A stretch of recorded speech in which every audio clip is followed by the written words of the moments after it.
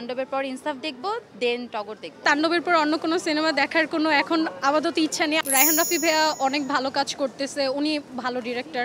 আর সাকিব খানের কথা তো কিছু বলার নেই, উনি ফার্স্টে থেকে অনেক ভালো কাজ করতেছে। আমি জানি না কেন বাংলাদেশের মানুষজন বাইরের সিনেমা করে, আমাদের বাংলাদেশের সিনেমা অনেক বেশি ভালো হচ্ছে। সো আমি বলবো সবাইকে যে বাংলাদেশের সিনেমা দেখা উচিত, সবার বাংলাদেশের সিনেমা দেখা উচিত, অনেক ভালো কাজ হচ্ছে, অনেক সুন্দর লাগছে। আপু তো এমনিতেই অনেক বেশি সুন্দর, আজকে আপুকে সামনাসামনিও দেখছি, তো হ্যাঁ ভালো। জয়া হাসান তো অনেক আগের অ্যাক্টর, তো উনি অনেক ভালো কাজ করে। আর এখন নতুন করে দেখলাম যে অনেকগুলো মুভিতেও উনি কাজ করতেছে, সো ভালো ছিল ওনার সব কিছু, অ্যাক্টিং দেন সব কিছুই ভালো ছিল।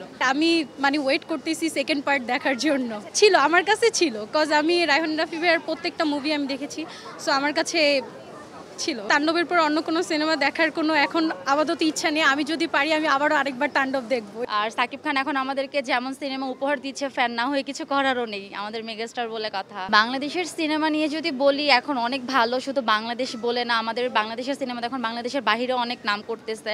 আর আমাদের মেগাস্টার আমাদেরকে যেই টাইপের সিনেমাগুলো উপহার দিচ্ছে বা অ্যাক্টিংয়ের মাধ্যমে যেটা প্রেজেন্ট করতেছে, আমাদের জন্য এটা অনেক কিছু।